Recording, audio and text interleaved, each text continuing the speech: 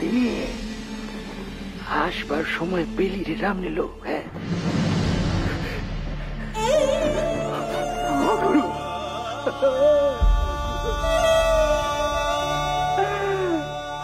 তুমি ক্ষমা করে দাও, তুমি ক্ষমা করে দাও। আমার ইচ্ছে থাকলেও আমি তোমার একটিবার এসে দেখে যেতে, তুমি ক্ষমা করে দাও। এখন স্থির হয়ে বস দেখিনি, স্থির হয়ে বস। জানি যে তুই কেন এখানে আসতে পারিসনি।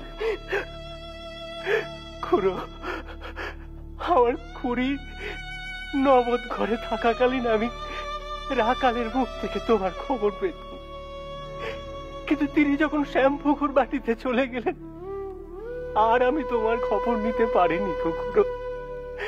আমার কাছে কোনো উপায় ছিল না, কোনো উপায় ছিল। ওই চাকরি যাওয়ার ভয় ছিল, তাই তো। হ্যাঁ তুমি তো সবই জানো খুড়ো, সবই বোঝো।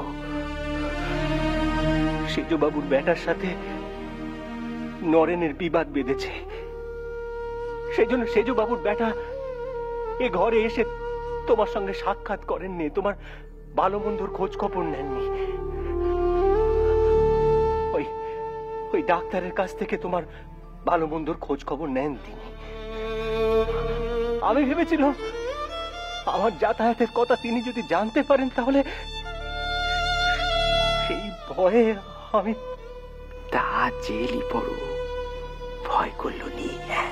পারিনি থাকতে কখনো, কিছুতেই পারিনি নিজে আটকে রাখতে। আমি ভাবলাম যাবে, কিন্তু আমি তোমার কাছে আজ আসবই, তাই এসেছি তোমার কাছে করো, তাই এসেছি। ও রাম নিল, ওই সেজবাবুর বেটার বিবাদের মধ্যে নিজের রাখিস নি। ওই লরেন কোনো বিভেদ করেনি, বুঝলি কি নে? ওই সেজবাবুর বেটা নিজে চেঁচে ওই বিবাদের বিষ নিজের মনে পুষে রেখেছে। সে বিষ ওনার মন থেকে কেউ বার করতে পারবে নি, ওই চিরদিন থেকেই যাবে। হ্যাঁ থেকেই যাবে। হ্যাঁ হ্যাঁ, ছাড়ান দে সেসব কথা।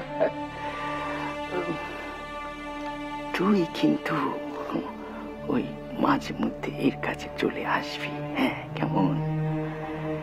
দেখ এখন তুই আর মায়ের গান গাইতে পারছি না, তুই রে গান শোনাবি। কেমন শোনাবি তো?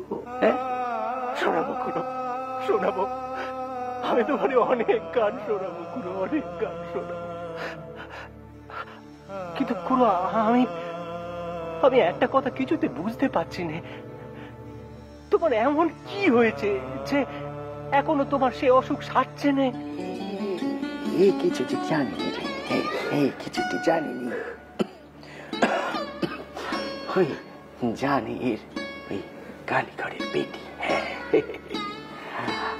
আর জানি ওই ডাক্তার বুদ্ধিরা, এই তো শুধু খায় দায় আর এখানে শুয়ে থাকে, আর এরা সব সেবা করে। আমি তোমার জন্য কিচ্ছুটি করতে পারছি নি গো খুড়ো, কিচ্ছুটি করতে পারছি।